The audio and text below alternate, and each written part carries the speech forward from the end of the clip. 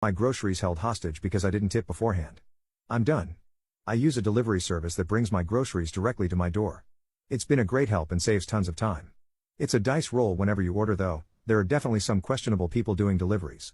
I've had a couple bad experiences, so for that reason I choose not to tip until after the service is complete. I tip anywhere from 10 to 15%. I think that's reasonable and fair.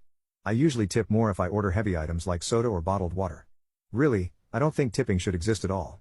I can't tell you how annoyed I get when I have an iPad shoved in my face by cashiers, people handing you your to-go order, and even the freaking guy that fixed our air conditioning. It's presumptuous and rude.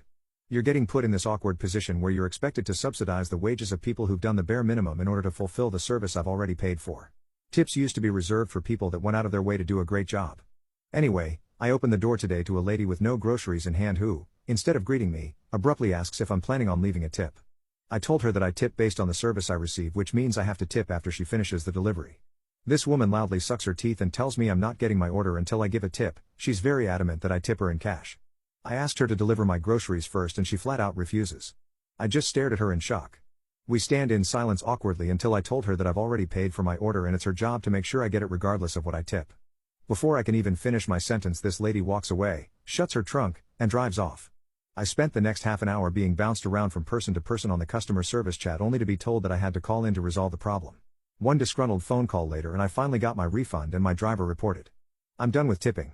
I'm so tired of being guilted into paying on top of an already expensive bill just because the owners don't want to pay their workers a decent living. You can call me selfish or rude, but I'm past the point of being moved by social pressure to tip. From now on I'll be discontinuing all tips. It's not fair to the customer or the employee. It relies on guilt and preys on people's fear of social awkwardness in order to fleece us. We should not be worrying that an employee won't deliver our order or spit in our food if we dare not to tip. If prices go up, fine. I want to know exactly what I'm paying for something.